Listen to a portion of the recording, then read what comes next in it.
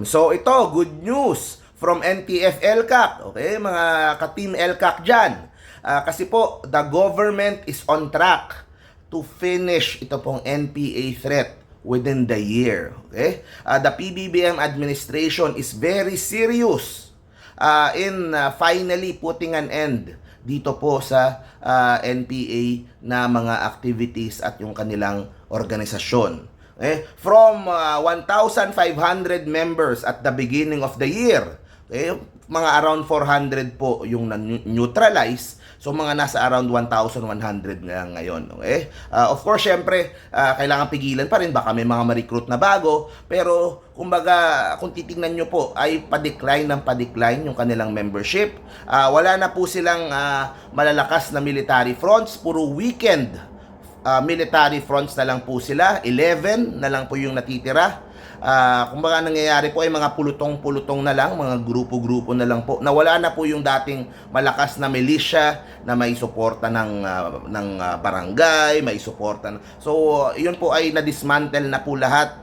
At sa ngayon po ay usually mga pulutong-pulutong at nagtatago-tago po sa mga bundok. Kaya inuunti-unti na po at hopefully by the end of the year ay matapos na po lahat. Meron po akong ipapalabas sa inyo na interview kay Yusek Ernesto Torres, yung Executive Director ng NTF LCAC, kung saan ilalatag po niya na meron ng mga riyon na NPA free at meron ng yung pong mga natitira na mga grupo nitong NPA ay kumbaga isa-isa na pong dinidismantle at mukhang by the end of the year po ay positive po. Confident po ang gobyerno na matatapos na ito and finally we could have peace. Okay? Pero syempre po, tuloy-tuloy po yung trabaho dyan. Of course, we have to prevent yung pong recruitment dito sa ng panibagong membro. Nakikita naman po na nakapagsasali, di ba? Ang bata-bata, di ba? Mawawalan ng future.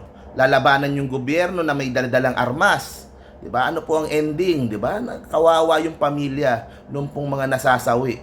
Tapos magrereklamo na bakit daw ganyan. Sila po ang lumalaban sa gobyerno, sa mga military po natin, 'di ba? So, this is a good progress. So, we have 0 active guerrilla fronts na. At seryoso po ang Marcos administration na matapos po ito by the end of the year. Okay? So, ako po ay na-excite doon sa moment. Hopefully by the end of the year or by next year kung saan madedeklara ni PBBM na we are, the whole country is NPA free. Wala na pong rebelde na may daladalang armas na nakikipaglaban sa gobyerno na membro po ng NPA. Ang matitira na lang siguro yung mga legal fronts na lang nila, yung mga kakampi na lang nila. Dapat pa rin tignan na baka naman maibalik uli, pero sa ngayon po talagang on the decline na. They have been active for 55 years. It is time for us to have peace, 'di ba? At lalo na sa mga malalayong probinsya na hindi umaasenso dahil sa mga activities nila.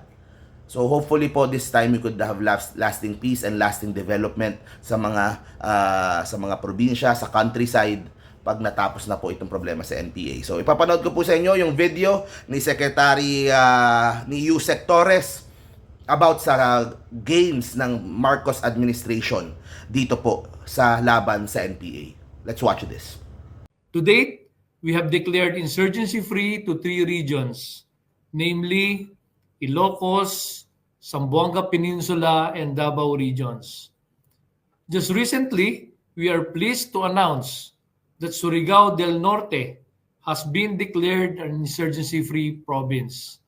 So it was declared as such on March 15 of this year. So it was just last week. Well, right now, we have 0 active guerrilla fronts. But we still have 11 weekend guerrilla fronts, 5 in Luzon, 3 in the Visayas, and another 3 in Mindanao. But as we speak now, Director Joel, meron ng mga submission for the eventual total dismantling of 2 guerrilla fronts in the Visayas and another one in Mindanao. So very soon, hinihintay na lang natin yung official validation ng dismantling of these 3 weekend guerrilla fronts. We would be making that announcement. So for this particular year, for the past year, 2023, coincidentally, 11 guerrilla fronts din yung na-dismantle noon. Kasi if you remember, at the start of 2023, 22 guerrilla fronts yung kinoconfront pa natin.